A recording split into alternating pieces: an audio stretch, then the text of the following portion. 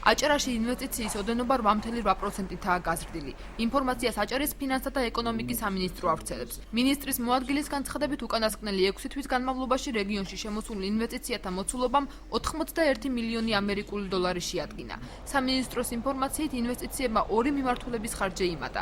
სამინისტროში ახალ ინვესტიციებზე საუბრობენ, თუმცა მათგან მხოლოდ მე-6 სკოლის ტერიტორიაზე დაწყებულ მშენებლობას და ციტრუსის სარეალიზაციო პავილიონების მოწყობას გამოჰყოფენ.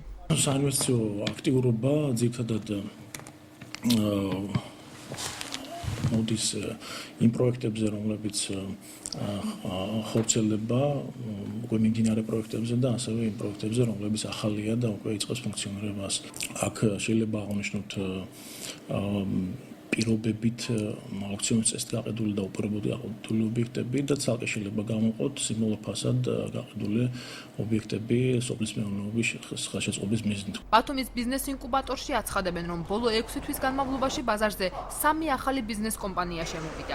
ბიზნესმენთან დაინტერესების შემცირება ამ ეტაპზე არ შეიმჩნევა. საბიუჯეტო სახსრებით დაფინანსებული პროექტების ოდენობამ კი იკლო.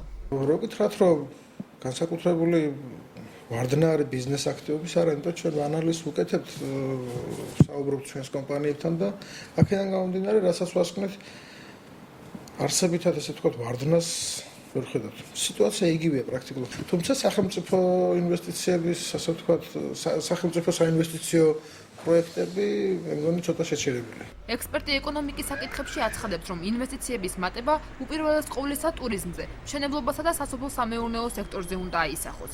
აატა აროშიძის თქმით, 8.8% არ არის ის ციფრი, რომელმაც შესაძლოა ეკონომიკის აყვავება ან ხელშეწყობა გამოიწვიოს. ინვესტიციების ზრდა იგივე წინა პერიოდთან შედარებით 8.8%-ით ზრდა დიდი დამწყობი ეკონომიკისათვის არ არის და ჩვენ ვერ ვიტყვით, რომ ამითი რაღაცა ეკონომიკური აღმავლობა განხორციელდა. ეს ასე არ არის, რა თქმა უნდა, და ინვესტიციების ზრდა და საერთოდ ინვესტირება დამოკიდებულია ქვეყანაში არსებულ სიტუაციაზე, სოციალური ფონის გაუმჯობესება მოხდება და თითოეულ მოქალაქეზე უნდა აისახოს სხვანაირად ინვესტიციების არსი არ არსებობს. ექსპერტები და ეკონომისტები თანხმდებიან, რომ ამ დროისათვის საქართველოში არსებული წინასაარჩევნო პერიოდი ინვესტორებისათვის მიმზიდველი არ არის.